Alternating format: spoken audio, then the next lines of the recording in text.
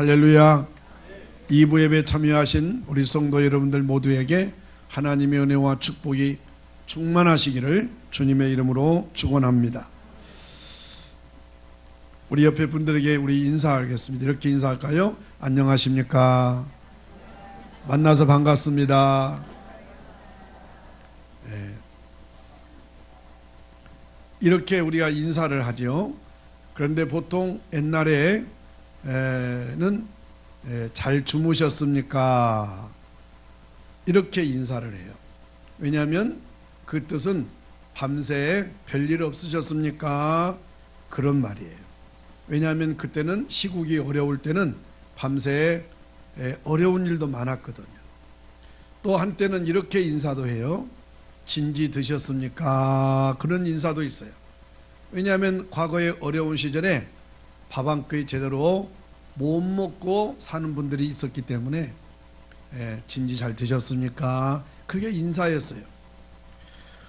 여러분, 그만큼 하룻밤 사이에도 큰 일, 작은 일이 많이 일어나는 거예요. 뉴스를 보시면 알겠지만 어제도 보니까 17살, 18살 고등학교 여학생이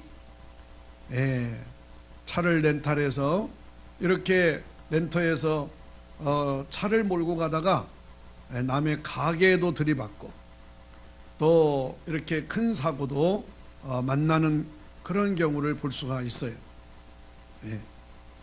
여러분, 이렇게 세계 도처에 그리고 가깝고 먼데 얼마나 사건 사고들이 많습니까? 뜻하지 않는 사건들, 예상할 수 없는 일들이 많이 일어나요. 또 어제도 보니까 TV에 보니까 30대 부부가 이렇게 큰 포크레인인가 덤프트럭에 치여서 부부가 이렇게 아무런 대항이나 피할 방법도 없이 죽은 것을 볼 수가 있어요. 그래서 사람들은 매일매일 사건 속에서 살아가요. 그래서 우리가 살고 있는 이 주위에 어떤 모양으로 어떤 모습으로 나에게 그 위험한 일이 다가올지 아무도 몰라요. 그 사건이 크든 작든 인생은 사건의 연속 속에 살아가고 있어요. 매일매일의 사건 속에서 저와 여러분은 누구를 생각하십니까? 어려움 중에 누구를 의지하십니까? 우리는 하나님의 사람이요 믿음의 사람인데 과연 누구를 의지하고 있는지 한번 살펴보시기를 바랍니다. 우리가 어려움이 없을 때, 평안할 때는 누구의 도움 없이도 스스로 살아갈 수가 있어요. 슬픈 일 안 당하고, 외로운 일 안 당하고, 고독한 일 안 당하고, 그럴 때는 젊고 돈 있고 살만한 그 나이에는 누구 의지하지 않아도, 누구의 도움을 받지 않아도 살아갈 수가 있어요. 그런데 여러분, 도움을 받아야 될 때, 힘들고 어려움을 당할 때, 어렵고 딱한 처지에 놓여 있을 때는 반드시 누군가는 의지해야 돼요. 누군가는 바라봐야 돼요. 누군가는 도움이 필요한 거예요. 그런데 우리는 하나님의 사람이요, 우리는 예수를 믿는 사람인데, 여러분, 평안할 때도 주님 의지해야 되지만 어려울 때, 힘들고 지칠 때, 낙심하고 낭망하고 좌절에 빠져 있을 때 우리가 믿는 하나님을 찾아서 하나님을 의지하고 하나님의 도움을 구해야 되는 것이 믿는 사람의 기본인 줄로 믿으시기를 바랍니다. 여러분, 일터로 나갑니다. 직장으로 나갑니다. 학교로 나갑니다. 그러나 그곳은 집이 아닙니다. 여러분의 안식처가 아닙니다. 여러분, 내 부끄러움도 다 여러분 감싸주고 나의 약점도 다 여러분 덮어주는 가정이 여러분 중요하기 때문에 가정으로 다 귀가하는 겁니다. 가정에서 여러분 편히 쉴 수 있어요. 잠깐 쉬었다가 잠자고 가더라도 내 가정이 있습니다. 여러분, 우리는 늘 예수를 믿는 성도로서 삶을 살다 보면 때로는 남편 때문에, 아내 때문에, 자녀 때문에, 때로는 여러 가지 인생살이 속에서 여러분 뜻하지 않고 예기치 못한 어려움 속에 여러분 봉착할 때가 있어요. 그런데 우리는 예수를 믿는 사람이에요. 세상 사람 같으면 세상적인 방법으로 여러분 일시적으로나마 순간적으로나마 사람도 의지할 수 있고 돈도 의지할 수가 있어요. 그것은 세상의 사람들이에요. 그런데 우리는 예수 믿는 사람들인 거예요. 세상적인 방법으로 할 수가 없어요. 미안하지만 그런 세상적인 방법은 순간적이에요. 한계가 있어요. 일시적이에요. 여러분, 그러나 우리는 예수 믿는 사람이기 때문에 그것이 우선이 아니에요. 그것이 먼저가 아니에요. 예수 믿는 사람은 나의 창조주가 되시고 나를 죄에서 건져 구원해 주신 그 하나님의 도움을 구하기 위해서 성전에 와서 기도해야 될 줄로 믿습니다. 하나님의 도움을 구해야 될 줄로 믿습니다. 나의 힘이 되신 여호와여, 내가 주를 사랑하나이다. 아멘. 나의 도움이 어디서 올꼬? 천지를 지으신 여호와에게서로다. 여호와 하나님만이 나의 도움이 되시는 줄로 믿습니다. 평상시 때는 그 도움자가 여러분 하나님이신 줄 모를 수도 있어요. 그런데 늘 우리는 그 삶을 하나님을 의지하고 하나님이 나와 함께 하는지 안 하는지 확인하고, 늘 그것을 확인하고 직장도 가고 학교도 가고 공부도 하고 돈도 벌고 사업도 하고, 여러분 늘 그래야 됩니다. 그것이 우리 예수를 믿는 사람의 본연의 자세요, 가장 기본인 줄로 믿으시기를 바랍니다. 자, 그렇다면 그것을 근거로 해서 묻겠습니다. 그렇다면 여러분들은 힘들고 어려울 때 여러분 누구를 찾는지 한번 물어보세요. 스스로 물어보세요. 여러분, 하나님이 말씀하십니다. 하나님이 말씀하세요. 힘들고 어려울 때, 그리고 평상시에 누구를 가장 사랑하느냐고. 우리는 예수 믿는 사람이라고 분명히 내가 전제했습니다. 여러분은 가장 어렵고 힘들 때 누구를 사랑하십니까? 1부 때도 지금 2부 때처럼 똑같이 서로 눈치를 보면서 다 여러분 답을 알고 있어요. 그런데 여러분, 중요한 것은 평소에 내가 여러분 늘 고백한 대로, 평소에 내가 늘 선포한 대로, 평소 그것이 훈련이 되어진 사람은 이렇게 무슨 부흥집회만이 아니라 평상시에 이렇게 주일 오전 예배에도 목사가 물으면 당당하게 우리 1부 때 김명호 권사님처럼 대답을 곧잘 해요. 가장 누구를 사랑하는지 가장 우선을 말하는 거예요. 가장 먼저를 말하는 거예요. 자선으로 남편도 사랑할 수 있고 아내도 사랑할 수 있고 자식도 사랑할 수 있어요. 가장 먼저 사랑하는 대상. 하나님은 성경 전체에서 창세기부터 요한계시록까지 한마디로 무엇을 말합니까? 하나님만을 사랑하라. 이것이 성경인 줄로 믿으시기를 바랍니다. 하나님은 여러분 이것을 말하는 거예요. 그래서 성경 전체에 중에서 한 구절을 말하라 하면 요한복음 3장 16절입니다.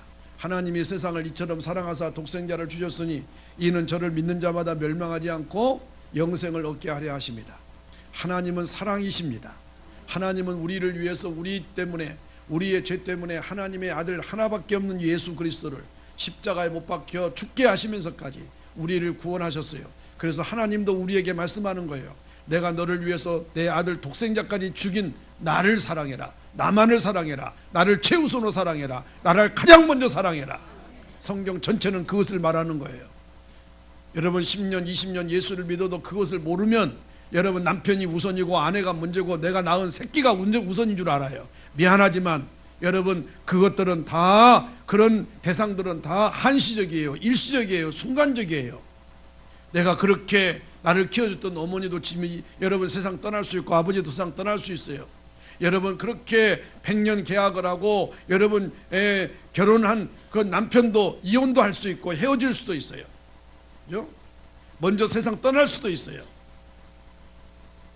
그렇게 절친한 친구도, 그 친구 없으면 큰일 날 것처럼 보였던 그 친구도 배신할 수 있고 배반할 수 있고 반역할 수 있고 대적할 수 있고 등 돌려서 원수가 될 수도 있어요. 그런데 우리 하나님은 한결같으세요. 믿습니까? 우리 하나님은 변함이 없으세요. 우리 하나님은 이미도 탕자의 비유를 통해서 하나님이 얼마나 우리를 사랑하시는가를 알 수 있어요. 여러분 하나님은 지금도 우리를 사랑하고 계시는 줄로 믿으시면 아멘 하시기를 바랍니다. 하나님은 우리를 위해서 십자가 달려 돌아가 죽게 하시면서까지 우리를 구원하셨기 때문에 하나님도 우리에게 말씀하시는 거예요. 그런 나를 사랑해라. 그런 나를 먼저 사랑해라. 그런 나를 최우선으로 사랑해라. 그렇기 때문에 그런 믿음이 있는 사람은 세상에 놀러 가고 싶어도 하나님을 먼저 사랑하는 거예요. 그 사랑이 뭐예요? 주의를 지키는 거예요. 그 사랑이 뭐예요? 교회를 사랑하는 거예요. 그 사랑이 뭐예요? 예배를 드리는 거예요. 믿습니까? 여러분 하나님을 사랑하래요. 하나님은 영이시기 때문에 눈으로 안 보여요. 그런데 하나님을 사랑하는 대상을 여러분 딱 곳을 정해 주셨어요. 그것이 바로 교회의 주인 되시는 교회를 가리키는 거예요. 교회를 사랑하는 것은 하나님을 사랑하는 것인 줄로 믿습니다. 여러분 하나님이 눈으로 안 보여요. 그 눈으로 보이게 해놓은 것이 뭐냐? 교회란 말이죠. 교회를 사랑하고 그 교회를 사랑하는 게 뭐예요? 여러분 바자회에 나오면 바자회가 되면 아침부터 나와서 열심히 내 맡은 일에 최선을 다하는 것이 그것이 교회를 사랑하는 거예요. 어떤 사람은 아침에 잠깐 보이다가 사라져요. 어떤 사람은 중간쯤 왔다가 잠깐 있다가 눈치 보고 또 사라져요. 그것은 교회를 덜 사랑하는 거예요. 그렇죠? 아침부터 저녁까지 끝까지 개회 기도부터 시작해서 폐회 예배까지 끝까지 함께 하는 거예요. 그 교회를 사랑하는 거예요. 그것이 곧 하나님을 사랑하는 증거인 줄로 믿습니다. 하나님은 교회를 그렇게 세우셨어요. 그래서 교회를 사랑하고 교회를 위해서 헌신하고 교회를 위해서 충성하는 것은 곧 하나님을 사랑하는 것이요, 교회를 위해서 교회 중심에서 신앙생활하는 사람을 통해서 하나님은 복도 주시는 줄로 믿습니다. 범사가 형통하게 하시는 줄로 믿습니다. 할렐루야. 하나님은 우리가 당신을 가장 먼저 사랑하기를 원하시는 거예요. 왜냐하면 하나님도 우리를 가장 먼저 사랑하셔서 하나밖에 없는 독생자까지를 십자가에 달려 돌아가 죽게 하심으로 우리를 구원하셨기 때문에 하나님도 우리에게 그런 나를 가장 사랑하라는 거예요. 가장 많이 사랑하시기를 원하시는 겁니다. 우리는 의도적으로라도 의식적으로라도 하나님을 의지해야 될 줄로 믿습니다. 그래야 하나님의 사람이에요. 성경은 말합니다. 내 모든 길을 여호와께 맡기라. 그가 널리 인도하시리라. 시편 146편 3절에 보면 방백들을 의지하지 말라. 여기 방백들은 세상의 권세와 권력과 돈이에요. 백을 말하는 거예요. 그것들은 의지하지 말래요. 왜? 도울 힘이 없으니까. 일시적으로 순간적으로 우리나라는 특별히 보고 있잖아요. 전직 대통령부터 시작해서 다 지금 기라성 같은 사람들이 다 지금 구속당하고 구속당해서 구치소 생활하고 있잖아요. 저것을 보면서도 아직도 저런 사람, 저런 권력자들, 권세자들을 의지하려고 얼마나 지금 줄 서 있는지 몰라요. 그래서 여기 붙었다가 저기 붙었다 해요. 그런데 여러분, 도울 힘이 없는 인생도 의지하지 말지니라고 분명히 시편 146편 3절에 말씀하고 있어요. 히스기야는 25살에 왕이 되었어요. 그런데 그의 아버지 아하스는 얼마나 악한 왕인지 몰라요.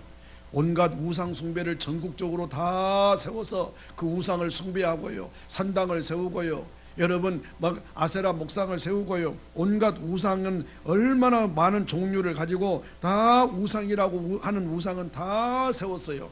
누가요? 히스기야의 아버지가. 그런데 히스기야는 아들임에도 불구하고 여러분 악한 것은 아버지를 본받지 않았어요. 그래서 아버지가 하던 길을 같이 가지 아니하고 악한 길을 걷지 않고 선한 왕이 되었어요. 그는 하나님이 보시기에 정직히 행했고요, 산당을 제했고요, 주상을 깨뜨렸고요, 아세라 목상을 다 찍어버렸고요, 아수르를 배척했어요. 이처럼 하나님만 의지하니까 하나님께서는 그를 축복하사 형통의 복을 허락하신 줄로 믿으시기를 바랍니다. 그래서 오늘 새벽에 18장, 19장, 20장을 읽었어요. 열왕기하를. 18장은 형통케 하사, 여러분 히스기야가 이렇게 하나님께 영광을 돌리고 이렇게 하나님 기뻐하시는 일 하니까 그의 길을 형통케 하신 줄로 믿으시기를 바랍니다. 여러분, 그랬던 히스기야가요 19장에 와서는요, 여러분 안 하던 짓을 한 거예요. 사람을 두려워한 거예요. 그리고 여러분, 사람을 두려워하니까 온갖 그 사람 앞에 굽실거리는 거예요. 아부를 떠는 거예요. 하나님은 그것을 기뻐하지 않아서 20장에서는 그렇게 건강하고 그렇게 하나님이 축복하던 히스기야를 병들어 죽게 합니다. 그것 때문에 하나님 앞에 엎드려 여러분 회개하고 하나님 앞에 벽을 향해서 금식하며 기도하니 하나님께 어떻게 기도한 줄 아십니까? 하나님, 이 18장까지 나는 아버지를 본받지 않고 아세라 목상을 때려 부수고 산당을 쳐 부수고 이렇게 하나님이 기뻐하지 않는 것이라면 전부 다 없애버렸던 그때를 기억해서 나를 생명을 연장해 달라고 기도했을 때 15년 동안 생명을 연장해 주었어요. 여러분, 오늘 이 말씀을 통해서 이 시간 이후부터 여러분들이 어떻게 살아가야 될 것인가, 혹연히 죄를 지었을 때 어떻게 대처하고, 여러분 하나님께서 무엇을 기뻐하시고 하나님께서 무엇을 싫어하시는가를 잘 알아서 여러분 추울 때는 옷을 따뜻하게 입어야 되는 것은 알지요. 비가 올 때 되면 우산을 챙겨야 될 것은 알지요. 여러분 몸에 좀 뭔가 감기 기운이 있거나 몸살 기운이 있으면 약국을 찾고 병원을 찾고 약을 먹어야 될 줄을 알면서도 이런 기록된 말씀을 통해서 그냥 그때 그 사건으로만 생각하면 성경이 우리에게 익혀질 필요가 없고 우리가 예배생활 신앙생활 할 필요가 없어요. 이런 사건은 이런 사건을 통해서 우리에게 주는 교훈이 있어요. 너희들도 너희들의 인생 가운데 이런 상황이 펼쳐지면 너는 이렇게 대처하고 이렇게 방어하고 이렇게 예비하고, 그래서 하나님이 기뻐하시지 않는 것은 하지 말고 하나님이 기뻐하는 것만 하고 살아라. 그러면 내가 평생 복 줄게, 평생 형통하게 해줄게. 그것이 성경의 기록의 목적인 줄로 믿으시기를 바랍니다. 할렐루야, 할렐루야. 여러분, 이렇게 히스기야는 아버지와 같지 않냐고 하나님 보시기에 정직했으며 우상이라고 하는 것은 다 때려 부쉈고 다 찧어 빠았고, 여러분 하나님만 의지하실 때는 하나님께서 그를 축복하사 형통의 길을 주셨어요. 여러분 블레셋을 쳐서 가사 땅까지 취하고 견고한 성을 쌓았어요. 여기에 화가 난 아수르가 쳐들어와 사마리아 성을 포위했어요. 3년 동안을 지속된 싸움에서 성이 함락되고 많은 이스라엘 백성들이 포로로 잡혀갔어요. 아수르는 히스기야 14년에 다시 유다를 공격해 옵니다. 여러분, 예수를 잘 믿는다고 해서 어려움이 없는 것은 아니에요. 우리가 믿음으로 살려고 하면 할수록 악한 마귀는 수단과 방법을 가리지 않고 우리의 믿음 생활을 시기하고 질투해서 넘어뜨리려고 합니다. 믿음 생활 잘하는 것을 못하도록 방해합니다. 그렇죠? 아마 여러분들도 적지 않게 이렇게 주의를 지키고 오늘 또 믿음으로 여러분 교회에 나와서 예배드리기까지 많은 친구들이, 많은 주위의 환경들이, 많은 상황들이 이 자리에 오도록 여러분 오는데 방해 요소가 많았을 거예요. 그렇죠? 여러분, 내가 믿음으로 서 있는 사람일수록 주일은 방해받지 않게 돼 있어요. 그런데 믿음의 생활과 어정쩡한 생활이 있으니까 자꾸 세상과 교회의 믿음과 세상을 자꾸 중간 사이에 있기 때문에 자꾸 원수마귀가 내 약점을 여러분 파고 들어오는 거예요. 그래서 야 오늘만 빠져라, 야 오늘만 오후에 빠져라, 야 오늘만 예배 1시간 빠지면 야 뭐 그게 무슨 뭐 대수냐, 야 오늘만 교회 빠지고 학교 가라, 내일 월요일날 시험 본다. 예? 얼마나 그럴싸합니까? 우리 저 학생 가운데 박민주 여학생이 있어요. 여러분 월요일날 시험 본대요. 그런데도 여러분 학생 어저께 학생으로서 바다에 나와서 열심히 하는 거예요. 오늘 또 지금 교회에 나왔잖아요. 내일 시험 본다니까요. 예? 여러분 쉬운 일이 아니에요. 그렇다고 해서 무슨 시험 잘못 보려고 포기한 것도 아니에요. 예? 여러분 학생으로서 도리를 다해야죠. 그럼에도 불구하고 여러분 그 바다에 하는데 여러분 열심히 하는 거예요. 예? 오빠와 함께 열심히 하는 거예요. 예? 저는 여러분 저런 학생들을 보면 더 기도해주고 싶은 마음이 생기고 더 격려해주고 싶은 마음이 생기는 거예요. 제가 목회하면서 저런 아이들을 보면요, 여러분 내일 시험이 있다 할지라도 교회에 나와서 다 예배드릴 거 예배드리고 봉사할 거 봉사하는 아이들 치고 좋은 대학교 못 가는 아이들, 우리 특별히 선율교회는 그런 아이들이 없어요.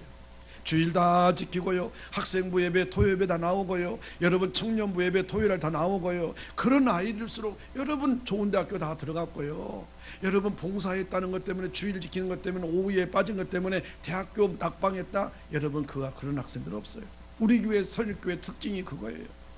다 예배생활 잘하고도 좋은 대학교 들어가고 다 대학교 들어가는 거예요. 그런데 주일도 빼먹고 학생부 예배 청년부 예배 안 나온 애들이요, 여러분 그런 애들이 떨어지고요, 그런 애들이 시원찮은 대학교 들어가는 거예요. 그죠?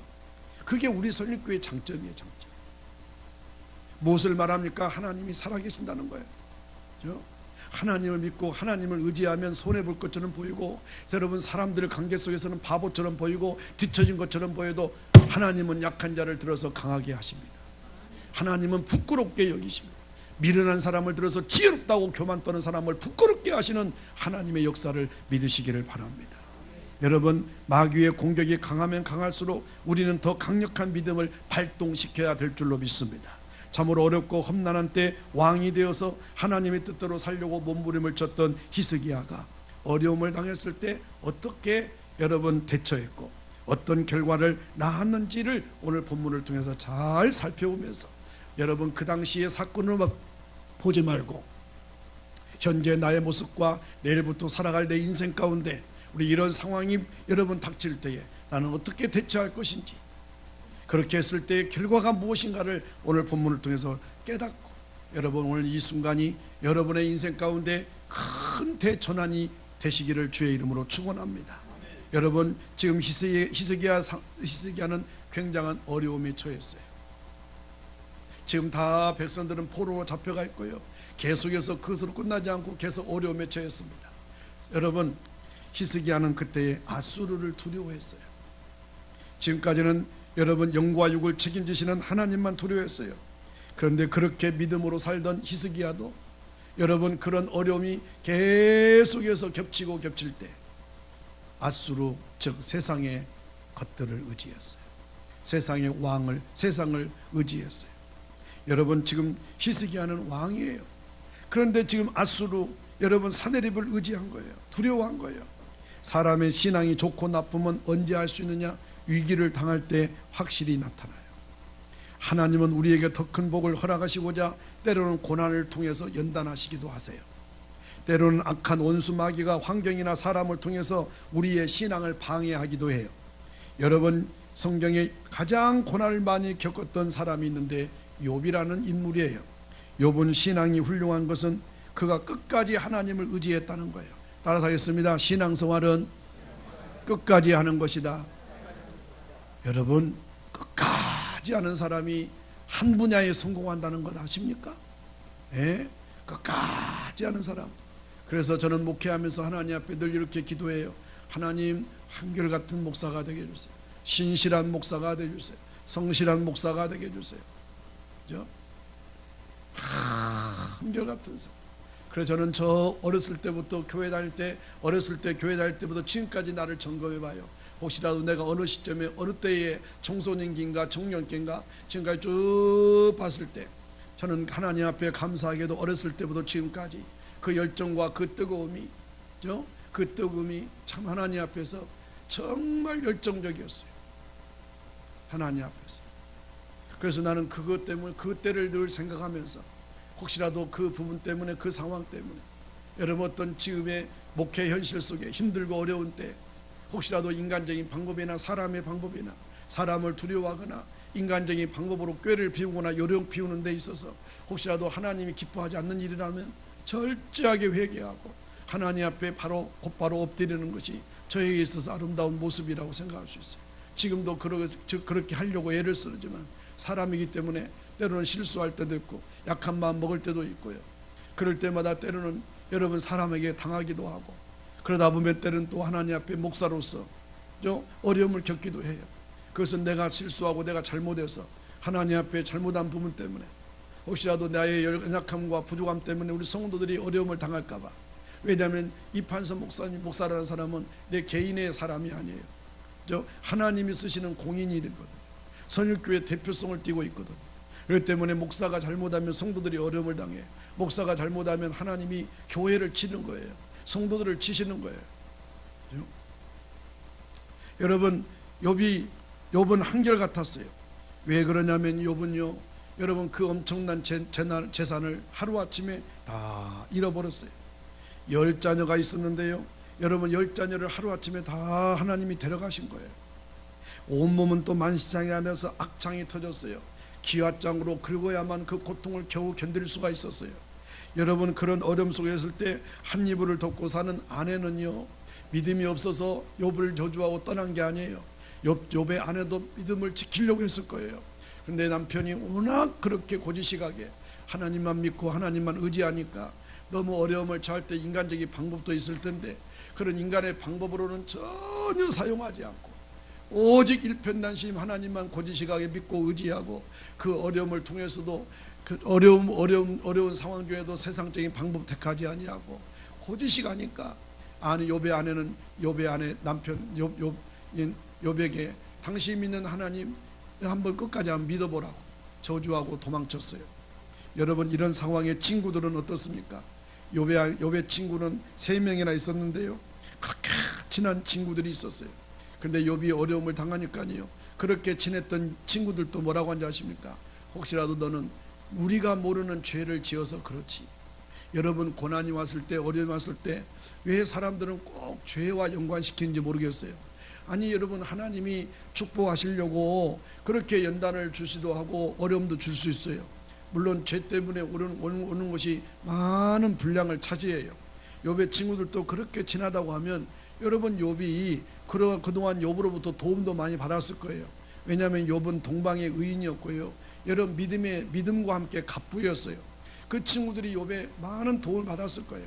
그런데요, 욥이 어려움 당하니까 여러분, 욥에게 좋은 말을 하지 않고요, 격려의 말, 위로의 말을 하지 않고요, 욥이 아마 우리가 모를 때 지은 죄 때문에 저렇게 어려움 당할 거야, 고난 당했을 거야. 그래 우리가 모르는 죄를 지은 죄 하나님 앞에 하나님이 축복하니까 욥이 저렇게 잘 됐지, 그죠? 그러니까 욥이 우리가 모르는 죄를 지어서 저렇게 어려움 당하지. 비난하는 거예요, 조롱하는 거예요, 비웃는 거예요.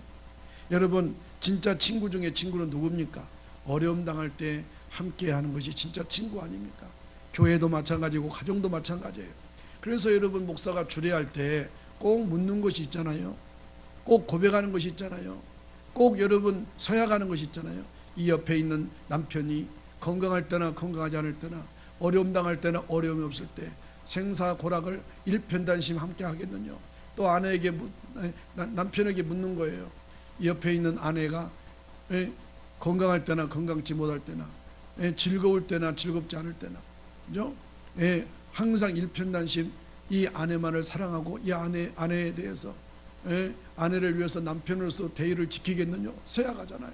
그래서 그렇게 서약해서 다 결혼하는 거예요. 여러분, 마찬가지입니다. 이런 상황에서 친구들은 욥이 당하는 고통이 범죄한 연고라고 비난을 해요. 그런데 욥은 이런 상황에서 뭐라고 합니까? 욥기서 23장 8절로 10절 중에 우리 10절 말씀이 3층에 액자로 걸어져 있어요. 여러분, 이 욥기서 23장 8절로 10절에 보면 이런 성경 구절이 있어요. 여기 23장 8절 한번 읽어볼까요? 시작. 그런데 내가 앞으로 가도 그가 아니 계시고 뒤로 가도 보이지 아니하며 그가 왼쪽에서 일하시나 내가 만날 수 없고 그가 오른쪽으로 돌이키시나 배울 수 없구나. 10절 유명한 말씀입니다. 시작. 그러나 내가 가는 길을 그가 아시나니 그가 나를 단련하신 후에는 내가 순금같이 되어 나오리라. 옛날 성경에는 정금같이 되어 나오리라예요. 그게 3층에 액자로 걸어져 있어요. 걸어져 있으면 뭐합니까? 그 말씀대로 살지 아니하고, 그 말씀이 무슨 뜻인지, 그 말씀이 어느 때 어느 상황에서 그 성경 구절이 써졌는지, 욥에게는 이 성경 구절이 큰 위로가 되었어요.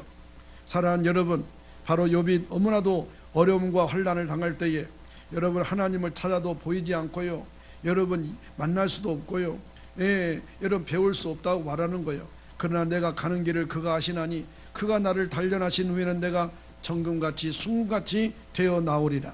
그는 하나님만 의지했습니다. 하나님이 그를 동방의 의인으로 인정하실 때에 그의 자녀들과 더불어 범죄하지 않기를 위해서 그 자녀들 생일 때마다 하나님 앞에 간절히 예배를 드렸어요. 요즘으로 말하면 자녀들과 함께 매일 가정 예배를 드린 거예요. 혹시라도 우리 자녀들이 하나님 앞에 은혜를 깨닫지 못하고 범죄할까 봐, 범죄하지 않기를 위해서 자녀들과 함께 예배를 드렸다는 거예요. 여러분, 그 시련의 고통 속에서도 오직 하나님만 의지했습니다. 오늘 우리가 함께 읽었던 이 본문 속에 히스기야의 여러분 상황을 한번 보십시오.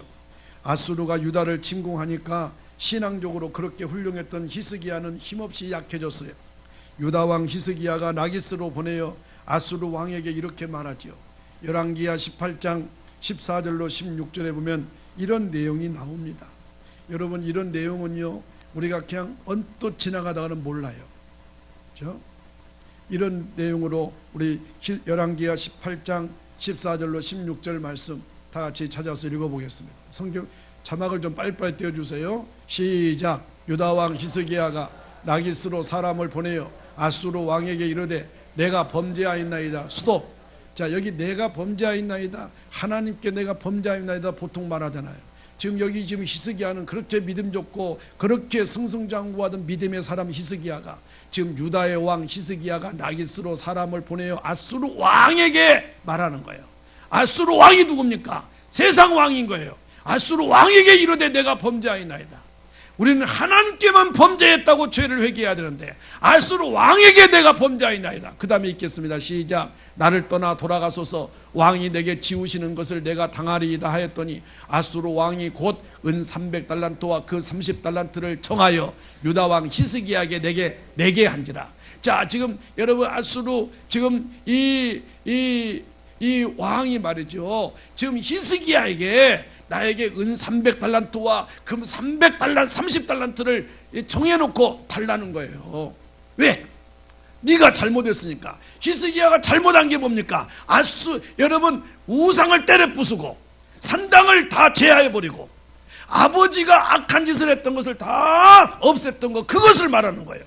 하나님 앞에 잘한 일이에요. 믿음으로 행한 일이에요. 그런데 아수르 왕에게 그것을 잘못했다고, 범죄했다고 지금 스스로 말하는 거예요. 그러니까 아수르 왕은 말하지 말고 나에게 은 300달란트와 금 30달란트를 나한테 보내라는 거예요. 내라는 거예요. 그랬더니 히스기야가 뭐라고 합니까? 참 기가 막힌 장면입니다. 여러분, 이런 왕에게 이제 주기 위해서요, 보세요, 쭉 나옵니다. 그 다음 절 보세요. 그 다음 절. 자, 같이 읽을까요? 시작. 히스기야가 이에 여호와의 성전과 왕궁 곳간에 있는 은을 다 주고. 이 말이 무슨 말이냐면요, 지금 이게 여러분 지금 왕이 금을 달라고 음을 달라고 하니까 히스기야가 이에 여호와의 성전과 왕궁 곳간에 있는 은을 다 주었대요. 그 다음에 보세요. 또 시작. 또 그때 유다 왕 히스기야가 여호와의 성전 문에 금과 자기가 모든 기둥에 입힌 금을 벗겨 모두 아수르 왕에게 주었더라. 지금 히스기야가 이렇게 지금 하나님 앞에 하나님이 기뻐하지 않는 것은 성전뿐만 아니라 자기 왕궁에 있는까지, 여러분 소위 말하면 벽에 안에 여러분 붙인 금, 은 것을 다 벗겨서, 그러니까 여러분 왕이 얼마나 많은 것을 요구했는가를 알 수가 있어요. 성전과 왕궁 곳간에 있는 은을 다 주었어요. 그것도 모자라서요, 여러분 히스기야가 여호와의 성전 문의 금과 자기가 모든 기둥에 입힌 것을 금을 다 벗겨 아수르 왕에게 주었다. 위기에 몰린 히스기야는 아수르 왕에게 사신을 보내어서 자신이 행한 일을 사죄하는 거예요. 자신이 행한 일이 뭔데요? 하나님이 기뻐한 일을 했거든요. 그런데 여러분 그것을 아수르 왕에게 사죄하는 거예요. 산당을 허물고요, 우상을 타파하고요, 아수르를 배척했던 일들을 잘못했다고 사죄하는 거예요. 그 잘못에 대가로 요구하는 만큼 물질적으로 보상하겠다고 말하는 거예요. 정말로 산당을 부수고 우상의 전을 회파한 것이 잘못입니까? 히스기야는 더 강력한 믿음을 발동시키지 못하고 무릎을 꿇고 말아요. 여러분, 어제까지 믿음 생활 잘했던 사람 오늘 믿음 지키시기를 바랍니다. 할렐루야. 여러분, 히스기야의 말을 듣고 아수르 왕 사네립은요 은 300달란트와 그 30달란트를 요구했는데 이것이 얼마나 많은지 왕궁에 있는 모든 은금 보화로 부족하여서 하나님의 성전의 문과 왕궁의 기둥에 바른 금까지 벗겨서 주었대요.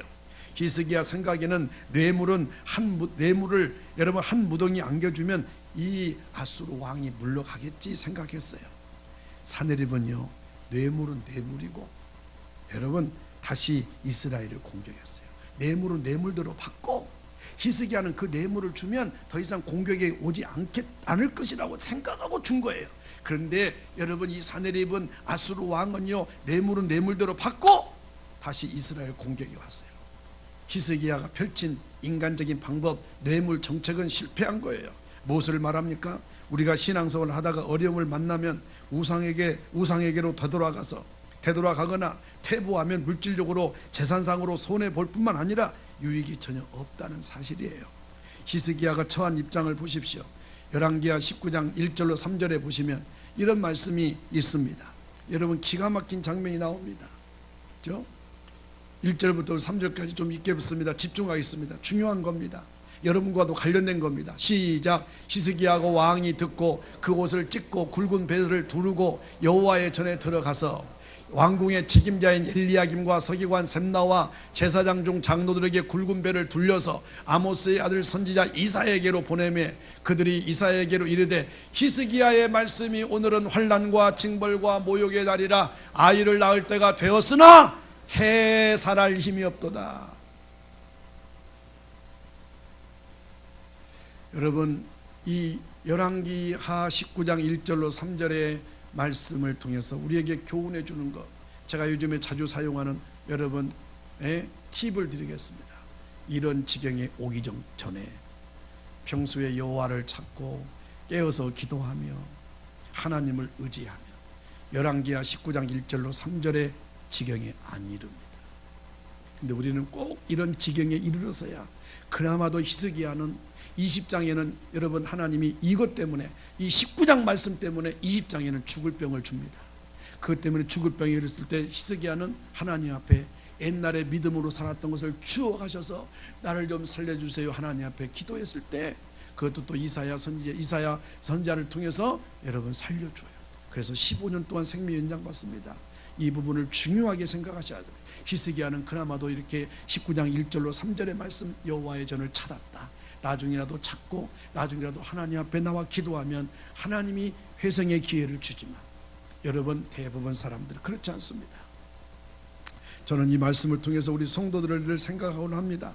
오늘 혹시라도 이 말씀에 근거해서 말씀이 귀를 기울여야지, 제가 여러분 혹시라도 예화를 들든지 이 부분을 좀 더 설명하기 위해서 한 말에 대해서 여러분 고깝게 알아듣지 마세요. 사람의 말로 알아듣지 마세요. 이 말씀을 여러분들이 성경으로만 읽으면 이해를 못하니까 좀 더 풀이해 드리는 거예요. 여러분 이 말씀이 참 얼마나 심각합니까? 여러분 이사야에게로 하나님이 보내십니다. 그들이 이사야에게 이르되 히스기야의 말씀이 오늘은 환난과 징벌과 모욕의 날이래요. 어느 정도 모욕의 날이냐면 여러분 산모가 아이를 낳을 때가 됐는데 해산할 힘이 없어서 아이를 낳을 수 없을 정도로 지금 히스기야가 만신창이가 된 거예요. 하나님 망신시키고요, 그동안에 개혁을 일으켰던 히스기야의 신앙의 업적은 와르르 다 무너지고요, 돈은 돈대로 뺏기고요, 신앙은 신앙대로 잃어버린 거예요. 우리가 하나님의 뜻을 저버리는 사람을 두려워하면 할수록 인간은 더욱 위기에 빠집니다. 우상을 두려워하면 두려워할수록 올무가 걸린 겁니다. 어려운 상황일수록 우리는 더욱더 하나님만 의지하시기를 주님의 이름으로 축원합니다. 할렐루야. 여러분 히스기야는 이 하나님께 나아갔습니다. 어려움을 당하고서야, 돈대로 다 빼앗기고서야, 신앙은 그동안에 그 신앙의 업적을 다 여러분 소용이 없게 하고서야 하나님의 전을 찾아요. 저는 이 부분을 늘 기억합니다. 여러분 유비무환의 태세, 경계태세 아십니까? 여러분 날씨가 추우면요, 오늘 날씨 춥네, 옷 하나 더 입어야지, 오늘 비가 올 것 같으네, 우산 가다가도 우산 챙기는 것처럼 우리의 신앙생활은 하나님의 말씀이 우리 인생의 거울입니다. 믿습니까? 오늘 이 사건을 통해서 꼭 기억하십시오. 어제까지 믿음 지키고 어제까지 믿음 생활 잘하던 사람도 오늘 히스기야를 같은 상황이 됩니다. 여기 있는 목사도 이런 상황에 이를 수 있습니다. 그런데 하나님께 나아갔습니다. 히스기야가 사자의 손에서 편지를 받아봐요. 이 편지가 뭔지 아세요? 하나님이 축복하신다는 편지가 아니라요, 아수르 왕이 침공해 온다, 그리고 하나님을 비방하는 글이 쓰여진 편지를 히스기야가 받아보는 거예요. 그 내용이 열왕기하 19장 여러분 오늘 14절로 읽었던 19절 말씀의 내용이에요. 히스기야가 사자의 손에서 편지를 받아보고 여호와의 성전에 올라갑니다. 히스기야가 그 편지를 여호와 앞에 펴놓습니다. 성경 구절 좀 띄워주셔야 돼요. 그 앞에서 히스기야가 기도하여 이르되 그룹들 위에 계신 이스라엘의 하나님 여호와여, 주는 천하만국의 홀로 하나님이시라. 주께서 천지를 만드셨나이다라고 히스기야가 지금 이제 다 돈은 돈대로 뺏기고 믿음대로 뺏기고 하나님의 영광을 가려우되 이제야 히스기야가 성전에 들어가서 기도합니다. 이르되 그룹들 위에 계신 이스라엘의 하나님 여호와여, 주는 천하만국의 홀로 하나님이시라. 주께서 천지를 만드셨나이다. 16절에 보니까 오늘 16절 말씀이 오늘 설교 제목이 아닙니까? 다 같이 읽겠습니다. 시작. 여호와의 귀를 기울여 들으소서, 여호와의 눈을 떠서 보시옵소서. 산헤립이 살아계신 하나님을 비방하러 보낸 말을 들으시옵소서. 여기에다가 제 설명을 합니다. 여러분, 히스기야가 이렇게 기도하기 전에 하나님은 다 귀를 기울이고 있었어요. 히스기야가 이렇게 기도하기 전에 하나님은 다 불꽃 같은 눈으로 눈을 뜨고 계셨어요. 그죠? 예, 사내립이 살아계신 하나님을 비방하러 보낸 말 하나님은 다 듣고 계셨어요. 야, 이 히스기야 멍청한 놈아, 너 때문에 내가 너 때문에 내가 비방받고 있다. 너 때문에 내가 이렇게 욕 먹고 있다. 너 때문에 내가 괴롭단 말이죠. 그죠? 이것 때문에 나중에 20장에 히스기야에게 병들어 죽게 만듭니다. 아수르 왕 사내립은 온갖 말로 히스기야를 위협하고요, 하나님을 조롱해요. 히스기야는 인간적인 방법으로 문제를 해결하려고 했었어요. 그러나 결과적으로 보면 어리석었어요. 그런데 히스기야는 나중에 그 문제를 해결하려고 했던, 인간적으로 해결하려고 했던 것을 회개하고 어리석음을 깨닫고 하나님 앞에 나아간 줄로 믿습니다. 믿음의 사람이 행여 믿음의 길을 떠났다가 위기를 당하면 빨리 잘못을 깨닫고 다시 돌아와 하나님께 나아가는 것이 우선인 줄로 믿습니다. 다시 믿음을 회복하시기를 바랍니다.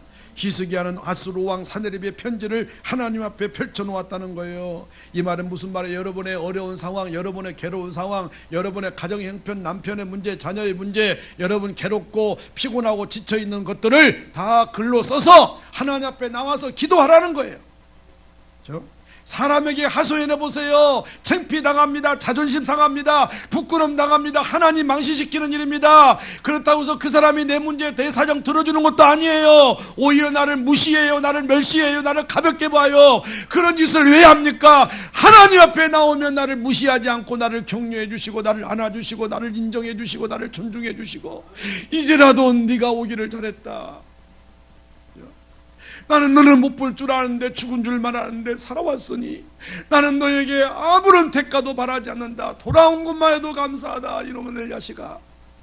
그래서 종들을 시켜서 소를 여러분 잡고 돼지를 잡아서 잔치를 펼치는 게 하나님 아버지이지만, 세상에 아쉬운 소리 해보세요. 세상에 손 내밀어 보세요. 세상에 나가서 눈물 찍찍 짜보세요. 오히려 그런 사람들이 나를 무시한답니다. 내가 돈 있고 내가 건강할 때는 그렇지 않아요. 힘들고 어려움을 말하면요, 사람들은 나를 무시해요. 외면해요. 그때부터 피해요. 그래서 기도하라는 거예요. 하나님이여 귀를 기울여 들으소서. 여호와여 눈을 떠서 보시옵소서. 우리를 구원하사 여호와만이 하나님이신 것을 알게 하옵소서. 따라서겠습니다. 잘못했어도, 크게 따라서겠습니다. 잘못했어도, 범죄했어도 하나님 앞에 돌아와 기도하자.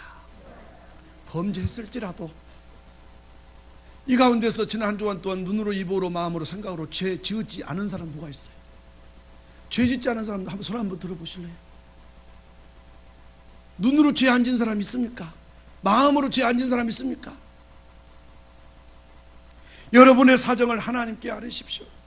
하나님은 불꽃 같은 눈으로 여러분을 감찰하시고 계십니다. 하나님은 귀를 기울이고 여러분의 사정을 듣고 계십니다. 여러분 눈 밝으신 하나님, 귀 밝으신 하나님 앞에 여러분의 사정을 보이고 아뢰십시오.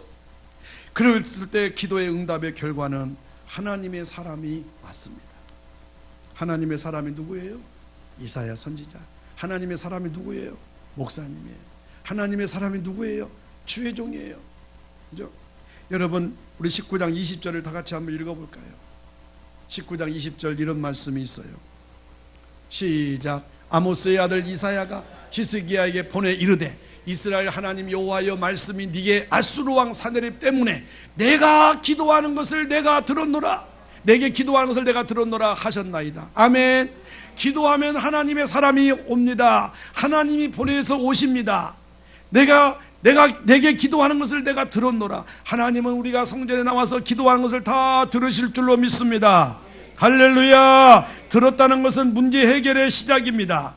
여러분, 징조를 또 보입니다. 19장 29절에 보니까 이런 말씀이 있어요. 시작. 또 내게 보일 징조가 이러하니 너희가 금년에는 스스로 자란 것을 먹고 내년에는 그것에서 난 것을 먹되 제3년에는 심고 거두며 포도를 심고 그 열매를 먹으리라. 할렐루야. 하나님 앞에 회개하고 하나님의 성전에 나와서 기도하니까 이제 하나님의 마음이 슬슬 풀어진 거예요. 그래서 히스기야에게 이제 여러분 복을 주시는데 이렇게 징조를 보여주는 거예요. 금년에는 이렇고 내년은 이렇고 3년에는 이렇대요. 그죠? 여러분 또한 대적들을 멸하셨어요. 35절에는 또 이런 말씀이 있어요. 시작. 이 밤에 여호와의 사자가 나와서 아수르 진영에서 군사 18만 5천 명을 친지라. 이 아침에 일찍 일어나 보니 다 송장이 되었더라. 할렐루야. 할렐루야. 네.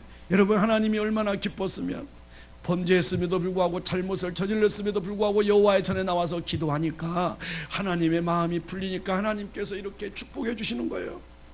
아수르 왕 사느립도 자신의 우상 니스록의 묘에 경배할 때 죽게 하셨어요. 모든 대적이 죽고 없어졌어요. 그렇게 히스기야를 떨게 했던 아수르 여러분 18만 5천 명의 군대를 하나님은 천사를 보내서 하룻밤에 몰살시켜 버렸어요. 우리가 두려워 떨고 염려하는 모든 것들은 하나님 앞에는 아무것도 아니에요. 돈 한 푼 하나 안 들고도 하나님 앞에 나와 기도만 하면 돈 한 푼 안 들고도 여러분 다 해결되는데, 히스기야는 이 인간적인 방법으로 여러분 성전에 발랐던 다 여러분 이것까지 다 벗기면서까지 바쳐도 여러분 해결이 안 됐던 것을 하나님 앞에 나와서 기도하면 돈 한 푼 안 들고도 여러분 해결받게 된 줄로 믿습니다. 저는 이것을 이야기하는데 성도들이 빌어내서 우둔해서 다 다른 것은 인간적인 방법으로는 해도 기도는 제일 끝장이 안 거거든요. 이게 내가 답답합니다. 가장 먼저 해야 될 기도는 안 하고 자기 인간적인 방법과 수단으로 다 돈 들어서 다 속상하면서 남편에게도 구걸하고 자식들 무서워가지고 벌벌 떠는 거야. 하나님 앞에 나와서 기도가 우선인데, 그렇죠? 하나님이 행하신 그 엄청난 역사를 보고 히스기야는 다시 한번 하나님의 능력에 놀라게 됩니다. 그리고 자신의 어리석음에 가슴을 쳐요. 왜 가슴에 쳐요? 어리석은 것, 내가 전에처럼 살았어야 되는데 아버지가 안 했던 것들을 아버지가 했던 대로 하지 않고 내가 믿음으로 살았던 그 방법이 진짜 방법인데, 그것이 성경적인 방법인데, 그것이 옳은 일인데 내가 왜 인간적인 방법으로 사람을 두려워해서 은금을 그렇게 소중한 거, 그 돈 있으면 선교를 했을 텐데, 선교지에 교회를 몇 개 세웠을 텐데, 선교사를 몇 개 보냈을 텐데, 내가 왜 사람 두려워해서 다 죽어도 돈 주고도 신앙 잃고도 하나님 영광 가리우고 내가 가슴을 쳐야지. 이토록 아무것도 아닌 것 앞에 두려워 떨며 왕궁의 모든 은금을 다 내어주고 성전 기둥의 금치까지 벗겨주었으니 부끄럽기가 한이 없지. 여러분, 결과를 놓고 보면 분명해져요. 우리 따라서 할까요? 문제는 상황이 아니라 믿음입니다. 상황은 수시로 바뀌어요. 환경은 수시로 달라져요. 그렇기 때문에 상황이나 환경 따라 움직이면 안 돼요. 어떤 상황 중에도 믿음을 지켜야 돼요. 믿음은 응답의 결과를 끌어다가 현재에 볼 수 있는 눈과 같아요. 히브리서 11장 1절에 믿음은 바란 것들의 실상이요 보지 못한 것들의 증거니, 우리에게는 믿음의 허다한 증인들이 있다고 그랬어요. 믿음의 허다한 증인들을 성경에 히브리서 11장에 기록해 놓았잖아요. 믿음의 증인들을 보면서 나는 이렇게 하면 복 받겠구나, 난 이렇게 하면 안 되겠구나, 다 거울로 보여준 거예요. 여기다 기록해 놓았어요. 그럴 때 이 성경 히브리서 11장을 펼쳐서 읽으면 다 답이 나와요. 성경에는 그들에게 베푸신 허당한 증인들이 눈앞에 있다고 그러잖아요. 믿음의 사람은 그 증거들을 오늘 나의 인생에서 내 사건으로 소유하는 거예요. 예수님은 생명입니다. 그를 믿음으로만 구원받습니다. 그를 믿는 자들에게 하나님의 자녀가 되는 신분과 그 신분을 통한 권세를 허락하셨습니다. 구원과 생명은 믿음을 통해 하나님으로부터 받는 것입니다. 권세는 누리는 것입니다. 믿는 자에게 하나님은 예수님의 생명과 예수님의 능력을 허락해 주셨습니다. 예수님의 생명과 능력으로 세상을 이기며 여러분 살아가시기를 주님의 이름으로 축원합니다. 그래서 이 사건이 이후에 열왕기하 20장이 나오는 것 아닙니까? 열왕기하 20장 오늘 새벽에 읽었잖아요. 1절 보십시오. 한번 읽어볼까요? 네, 다 읽어봐 한번요. 오늘 새벽에 안 나오신 분들 때문에라도 읽어봐요. 나와서도 금방 잊어버렸을 거예요. 그렇게 말을 해도 히스기야가 위기를 와요. 어떤 위기? 여러분, 생명의 위기가 옵니다. 시작. 그때 히스기야가 병들어 죽게 되매 아모스의 아들 선지자 이사야가 그에게 나와서 그에게 이르되 여호와의 말씀이 너는 집을 정리하라 네가 죽고 살지 못하리라 하셨나이다. 이사야가 하나님이 보내어서 지금 히스기야에게 가는 거예요. 히스기야는, 여러분, 이사야 선지자는 왜 이렇게 어려운 일만 해야 돼요? 왜 목사는 여러분들에게 축복의 설교를 하고 축복을 위해서 가정방문을 얼마나 하면 좋아요? 그런데 여러분, 이사야 선지자가 좀 히스기야의 집에 가는 거예요. 하나님이 말씀하시는 거예요. 시켜서 가는 거예요. 여러분, 이사야가 나온 입이 뭐랍니까? 히스기야야, 빨리 네 집을 정리하라. 무엇을 위해서? 이제 죽어야 되니까 집을 정리하라는 거예요. 서류도 정리하라는 거예요. 그러면서 뭐라고 합니까? 네가 죽고 살지 못하리라 말하는 거예요. 여러분, 이제 다시 인생의 위기를 만나게 됩니다. 병들어 죽게 되었습니다. 이사야가 와서 죽고 다시 살지 못하리라고 말하는 거예요. 이때 히스기야는 18만 5천 명을 하룻밤에 멸하신 하나님을 생각해요. 그 하나님이 다시 역사하시며 도우실 것을 믿었어요. 이게 히스기야의 장점이에요. 이게 히스기야의, 여러분, 큰 위대한 믿음이에요. 그런 낯을 벽으로 향하고 여러분, 하나님께 기도하기를 시작해요. 따라서 하겠습니다. 하나님이 죽을 병을 주었어도 하나님의 본심은 죽게 하는 것이 아니라 회개하고 하나님께로 돌아오게 하는 것이 목적이다.